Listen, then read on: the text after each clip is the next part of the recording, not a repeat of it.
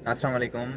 The legal vlog में आज हमारे साथ मौजूद हैं प्रोफेसर बैरिस्टर मोहम्मद मसूद मंदोखेल, जिनसे हम उनकी बार पॉलिटिक्स और पाकिस्तान में होने वाले इश्यूज पर बात करेंगे। सर, पाकिस्तान में लीगल एक्ट की तरमीम में ज़रूरत क्यों पड़ी और इस वक्त इनकी क्या ज़रूरत थी कि तरमीम होनी चाहिए थी, इसके बारे में आपका क्या पॉइंट ऑफ व्यू है?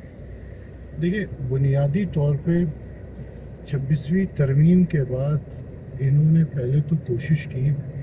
पहले पीका एक्ट के थ्रू मीडिया को कंट्रोल किया, फिर इलेक्शन में फॉर्म 47 के अपने कारिंदों को ला के असम्बलियों में जमा किया, और 26वीं तरमीम के तहत उन्होंने अदलिया की आज़ादी के ऊपर वार किया।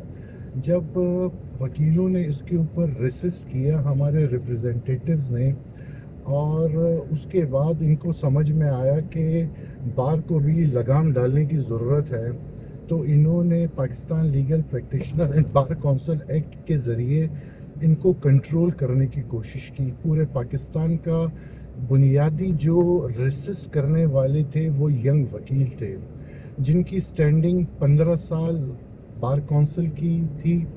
इनको ये चाह रहे थे कि किसी तरीके से 20 साल कर दी जाए, ताकि प्रोविंशियल बार काउंसिल के इनके अपने आशीर्वाद ज़दा लोग मेंबर बने, और वही आशीर्वाद ज़दा लोग पाकिस्तान बार में इनके मंजूर नज़र लोगों को मेंबर बना सके।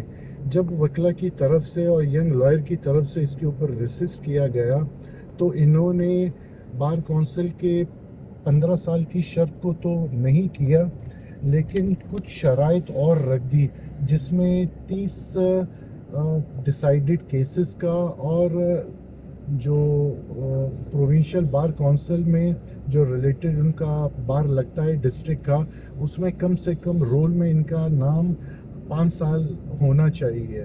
तो जो अमेंडमेंट की है वो काबिल कबूल है, लेकिन बुनियादी तौर पे मकसद यही था कि किसी न किसी तरीके से यंग वकीलों को इलेक्शन से रोका जाए, क्योंकि जो पुराने और सो कॉल्ड सीनियर्स थे हमारे, उनके साथ ये बहुत ज़्यादा कंफर्टेबल थे, जितनी भी ताकतवर हल्के हैं।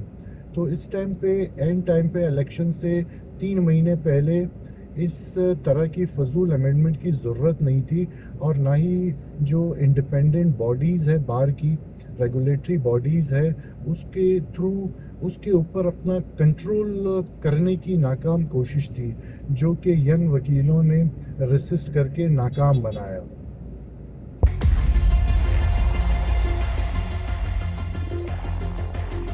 अच्छा सर, आए दिन पुलिस और वकला के इश्यूज होते रहते हैं। वकला हजरात जो हैं हर दूसरे दिन थाने में होते हैं, तो क्या हमें फ्यूचर में वकला हजरात और पुलिस का दोस्ताना ताल्लुक नज़र आता है आपको? क्या कभी हो पाएगा कि आपस में ये खुश मिजाजी से रह पाएंगे? देखें, बुनियादी तौर पे तो ये समझने की ज़रूरत है कि वकील कभी भी रेसिस्ट नहीं करता।